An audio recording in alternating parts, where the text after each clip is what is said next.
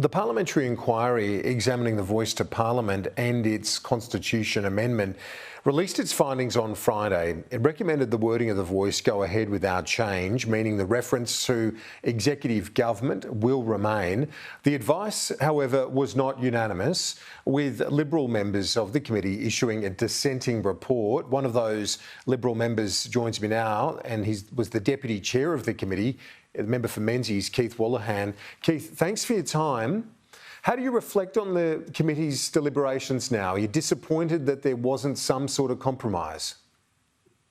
I think my first disappointment, Kieran, was that we didn't have a constitutional convention. That this is a really serious amendment to our founding democratic document. And we've had constitutional conventions in the past. So we had 5 public hearing days. Only 2 of those covered legal issues. So my first disappointment is that we should have had more time and a convention. I was disappointed that the committee didn't look at modifying or removing some of the risk. And there were plenty of options put before the committee where that could be done in a way that was consistent with the intent of the proposal. But there's still a small window for the government and the parliament to consider doing that.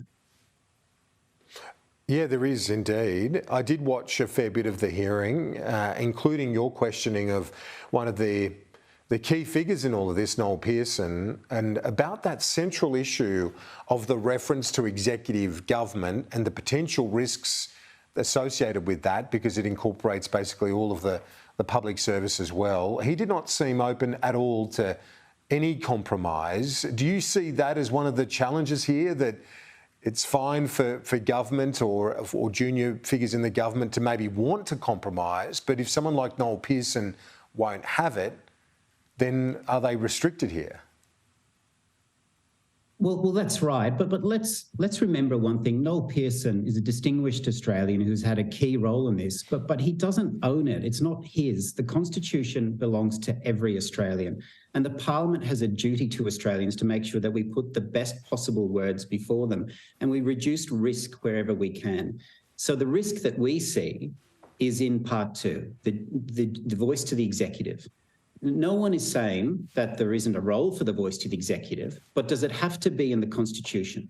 You could legislate a voice to the executive, or if you were to leave it in the wording, you could further minimise the risk with some simple amendments to Part 3. I'm really quite baffled as to why that's not occurring. And if there's no risk in Part 2, well then the question is, why does it remain? No one can answer that question. When you hear from the likes of Anne Toomey, other eminent lawyers, George Williams from the University of New South Wales, they're all quite sanguine though, aren't they, about the wording? I guess that's the counterpoint to the likes of Greg Craven and Father Frank Brennan on the one side, saying there are issues there. But then you've got others like Anne Toomey, Kenneth Hayne, former High Court judge, Robert French, former High Court Chief Justice. They're all relaxed with it. Well, they have a view on risk where they say that the risk exists, but they think it's low. But then on the other side, you've got other former federal court judges, other academics, a former High Court judge and Justice Callanan, and many others who say the risk is higher.